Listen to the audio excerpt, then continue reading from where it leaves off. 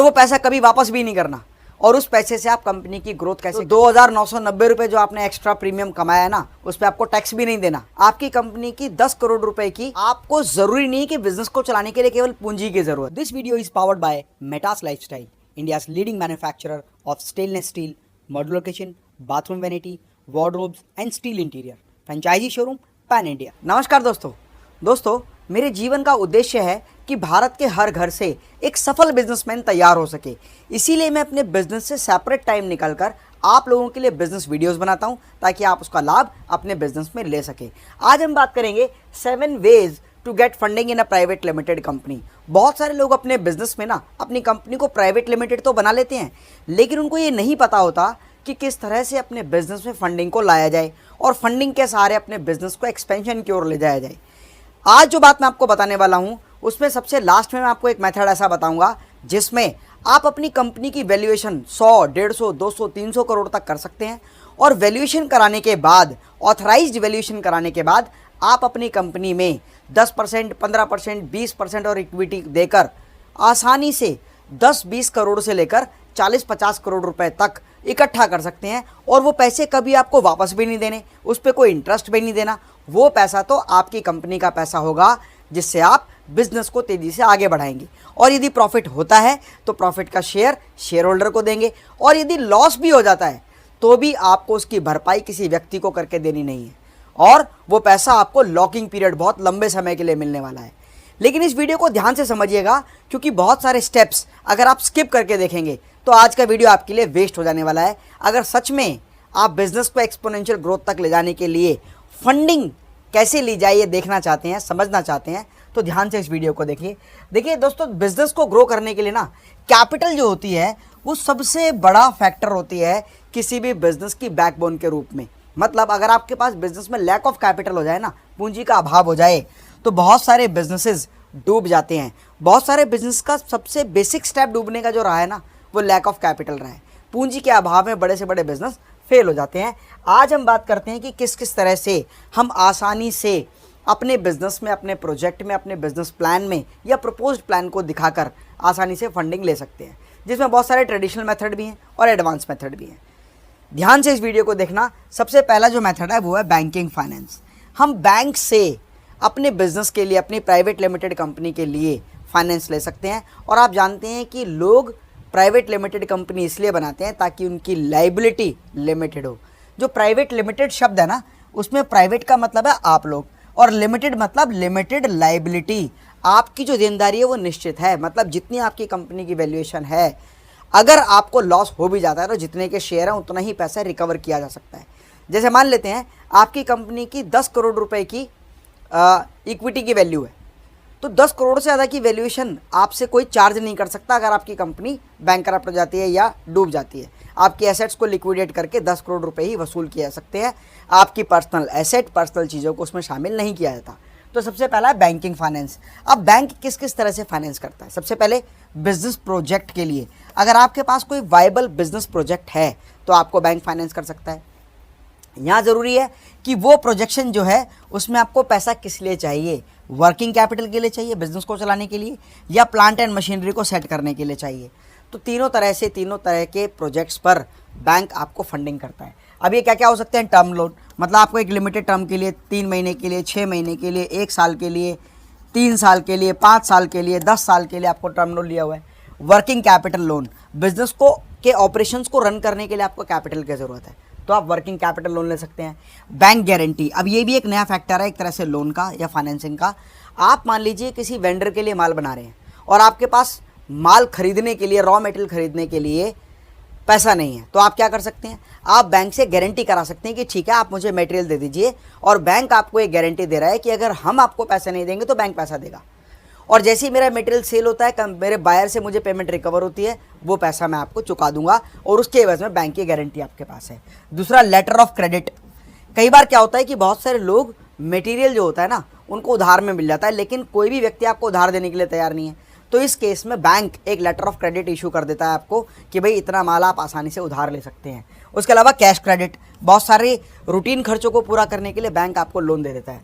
Bank overdraft facility, मतलब मान लीजिए आपके बैंक अकाउंट में 10 लाख रुपए का बैलेंस है, लेकिन आपको पेमेंट करनी है वो 12 लाख है, 15 लाख है, 18 लाख है, तो बैंक आपको OD ओवरड्राफ्ट फैसिलिटी देता है, जिसमें आप एक्स्ट्रा पैसे जितने आपके डिपॉजिट है उससे ज़्यादा निकाल सकें। ये भी एक तरह का टर्म लोन हो जाता है, ठीक है ना।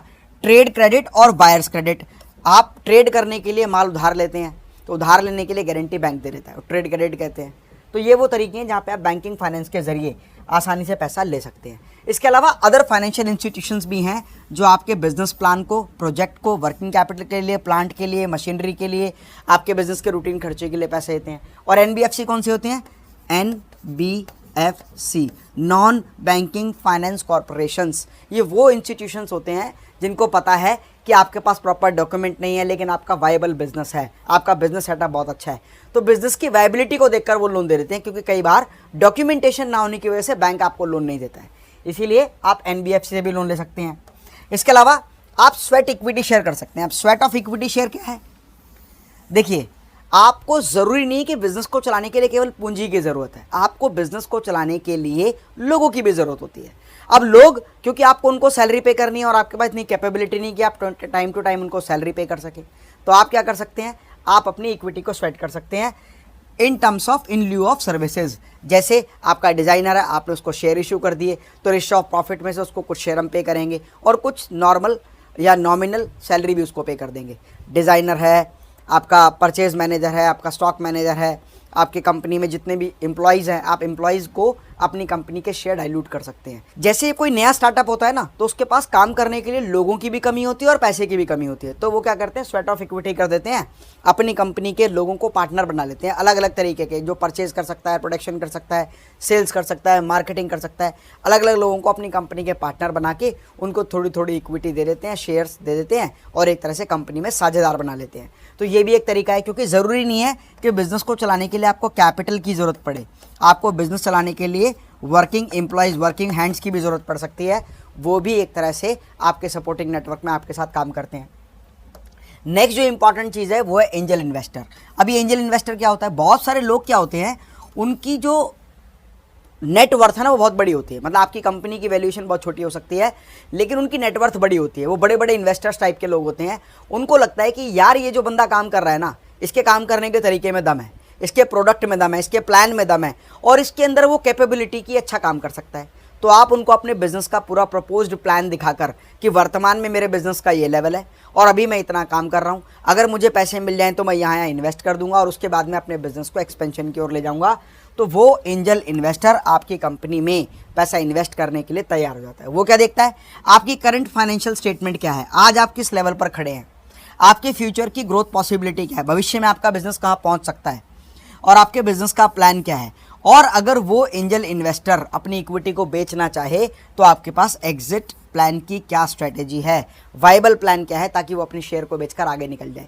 और ज़्यादातर एंजल इन्वेस्टर इसलिए पैसा इन्वेस्ट करते हैं ताकि वो जैसे ही कंपनी की वैल्यूएशन बड़ी हो वो अपनी स्टेक किसी और को बेचे और ज़्यादा प्रॉफिट कमा के वो भी कंपनी से एग्जिट हो जाएं। तो एंजल इन्वेस्टर्स को आप कॉन्टैक्ट कर सकते हैं। एंजल इन्वेस्टर मिलते कहाँ हैं? आज हर वो व्यक्ति जो आपकी कंपनी में पैसा लगा सकता है और जिसके पास पैसे की भरमार है, मतलब जिसकी नेटवर्थ बहुत बड़ी है, वो हर व्यक्ति एंजल इन्वेस्टर है।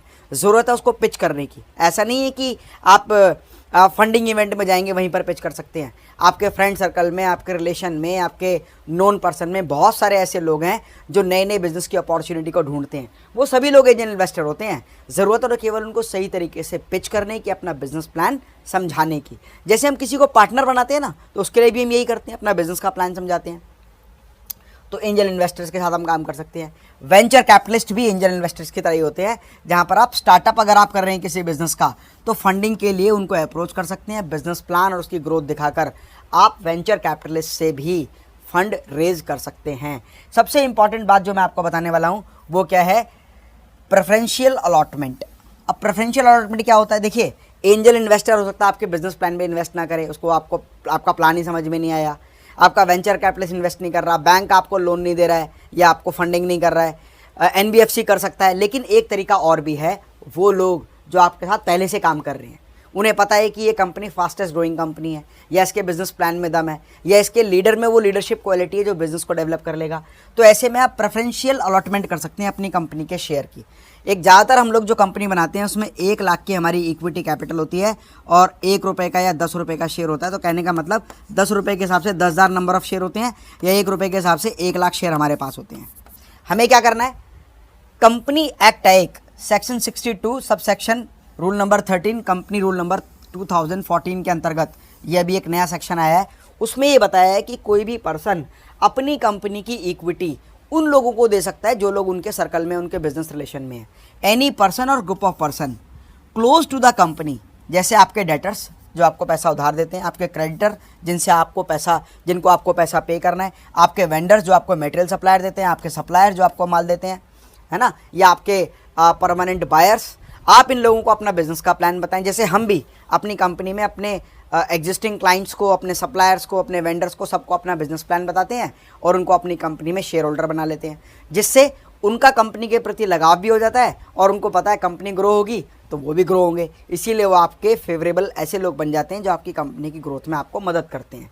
तो प्रेफरेंशियल अलॉटमेंट आप कर सकते हैं। आप अपनी कंपनी के कुछ शेयर, जैसे 100 share, 200 share, 500 share, 1000 share, 10,000 share, आपको लगता है कौन व्यक्ति कितनी वैल्यूएशन पे कितने शेयर खरीद सकता है। क्योंकि ज़्यादातर हिंदुस्तान में देखा गया है कंपनी की जो कैपिटल वैल्यू है, जो इक्विटी वैल्यू है, वो कुछ भी हो, 1 लाख शेयर है, 10 रुपये का एक शेयर, 10 लाख की कंपनी की वैल्यू है, पर एक्चुअल में उसकी वैल्यूएशन करोड़ों में हो जाती है। तो इसीलिए वो लोग जानते हैं कि ऑन डॉक्यूमेंट्स आपकी कंपनी की वैल्यू कम है पर एक्चुअल वैल्यू ज़्यादा है, इसीलिए वो आपकी कंपनी में इन्वेस्ट करने के लिए तैयार हो जाते हैं। अब जो तरीका मैं आपको बताने वाला हूँ ना, वो ऐसा तरीका है जिसमें आपको अपनी कंपनी की वैल्यूएशन ऑथराइज या लीगल तरीके से अपनी कंपनी की वैल्यूएशन क्रिएट करनी है, और वैल्यूएशन क्रिएट करने के बाद वो शेयर प्रीमियम वैल्यू पर, मतलब 10 रुपये का जो आपका एक शेयर है उसको प्रीमियम वैल्यू पर लोगों को अलॉट करना है, और अलॉट करने के बाद वो फंड रेज करना है, और उस पर जो आपको प्रीमियम अमाउंट आपने चार्ज किया, सपोज 10 रुपये का शेयर है, 3,000 का आपने शेयर बेचा है, तो 2,990 रुपये जो आपने एक्स्ट्रा प्रीमियम कमाया है ना, उस पर आपको टैक्स भी नहीं देना। उसका तरीका क्या है, और वो पैसा कभी वापस भी नहीं करना, और उस पैसे से आप कंपनी की ग्रोथ कैसे करेंगे इसके बारे में आपको पूरा प्लान बनाना है। तो उसका तरीका क्या है, अलॉटमेंट ऑफ इक्विटी शेयर। आपकी कंपनी की वैल्यूएशन होनी है। उसका तरीका क्या, सबसे पहला काम होगा, आपके कंपनी का बिजनेस प्रोजेक्ट बनेगा, और बिजनेस प्रोजेक्ट में आपका प्रेजेंट प्रोजेक्ट, आपकी फ्यूचर ग्रोथ पॉसिबिलिटी, आपका 5 ईयर का प्लान, आपका 10 ईयर का प्लान, आपका 15 ईयर का प्लान बनेगा, और प्लान के हिसाब से कंपनी की वैल्यूएशन बनेगी। जैसे मान लीजिए आज आपकी कंपनी के 1 लाख शेयर है और 10 रुपये का एक शेयर है, इसके हिसाब से आपकी कंपनी की वैल्यू 10 लाख रुपए हो गई। लेकिन आपकी कंपनी का जो अगले 3 साल का प्रोजेक्ट है उसमें आपकी जो ग्रोथ पॉसिबिलिटी है वो इतनी हो जानी है कि आपके 3 साल बाद कंपनी की वैल्यूएशन 5 करोड़ हो जाएगी, और उसके अगले 2 साल बाद आपकी कंपनी की वैल्यू 10 करोड़ रुपए हो जाएगी, और उसके 10 साल बाद आपकी कंपनी की वैल्यू 100 करोड़ रुपए हो जाएगी। आपको लगेगा ऐसा कैसे संभव है, ये डिपेंड करता है कि वर्तमान में आपकी स्थिति पर और कितनी ग्रोथ पॉसिबिलिटी आपके पास है, उसके आधार पर आपकी कंपनी की वैल्यूएशन होगी। पर इसको सर्टिफाइड कौन करेगा, आपने तो कह दिया मेरी कंपनी की वैल्यूएशन 100 करोड़ हो जाएगी, पर आपके कहने से वैल्यूएशन 100 करोड़ नहीं होगी ना कोई ऑथराइज्ड ऑर्गेनाइजेशन या कोई रिस्पॉन्सिबल ऑर्गेनाइजेशन इसको ऑथराइज करेगी कि हाँ आपकी जो कंपनी की वैल्यूएशन है वो इतनी हो सकती है। वो क्या है, आपकी कंपनी की वैल्यूएशन कौन करेगा, मर्चेंट बैंकर। आपको मर्चेंट बैंकर बताएगा कि आपने जो कंपनी का प्लान बनाया है वो वाइबल प्लान है, उस प्लान को वो सर्टिफाइड करेगा, तो पता लगेगा आपकी कंपनी के भविष्य में इतनी वैल्यू होने वाली है।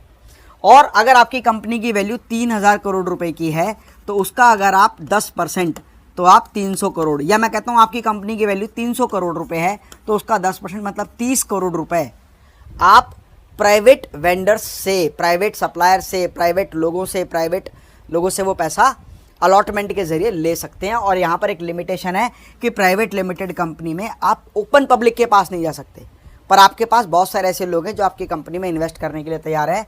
आप 200 शेयर होल्डर तक अपनी कंपनी के बना सकते हैं, ठीक है। तो उसका तरीका क्या है, IBBI एक ऑर्गेनाइजेशन है, insolvency and bankruptcy board of India, ये आपकी कंपनी की वैल्यूएशन करेगा, और वैल्यूएशन के बाद जब आप लोगों को ऑफर करेंगे अपने शेयर तो वो शेयर NSDL के जरिए उनके डीमैट अकाउंट में जाएंगे, ताकि उनको पता हो कि मैंने अगर पेमेंट दी है तो डीमैट अकाउंट में मेरे पास पैसा आया है। और जितना प्रीमियम अमाउंट आपके पास आया है वो पैसा बिजनेस में ही यूज़ होगा। उसके लिए मर्चेंट बैंकर आपके जो बैंकिंग है उसको ऑथराइज करेगा कि हाँ ये पैसा बिजनेस में यूज़ होने वाला है, तो आपके पास 30% टैक्स भी नहीं लगेगा। और उसके बाद allotment of share on premium value, 10 रुपये का शेयर आप 3,000 रुपये की वैल्यूएशन करा के फंड रेज कर सकते हैं। अगर मान लीजिए आपने 10 रुपये का एक शेयर है और 3,000 रुपये में उसको बेचा है तो 2,990 रुपये आपने एक्स्ट्रा प्रीमियम चार्ज किया है, क्योंकि कंपनी की वैल्यूएशन मर्चेंट बैंकर ने सर्टिफाइड की है।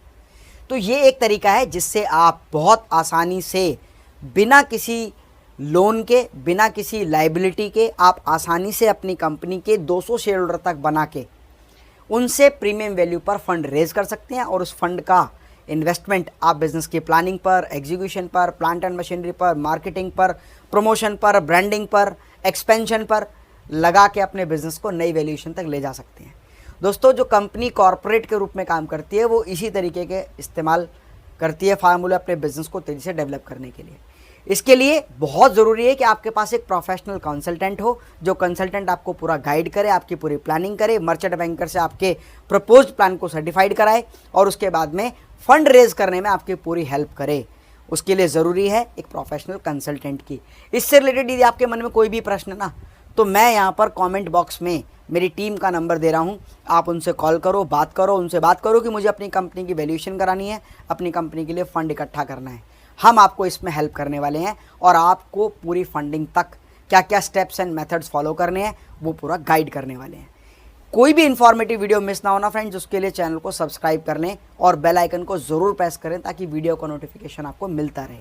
स्वस्थ रहें, मस्त रहें। मैं डॉक्टर अमित माहेश्वरी आपके सुनहरे भविष्य की कामना करता हूँ। जय हिंद, जय भारत।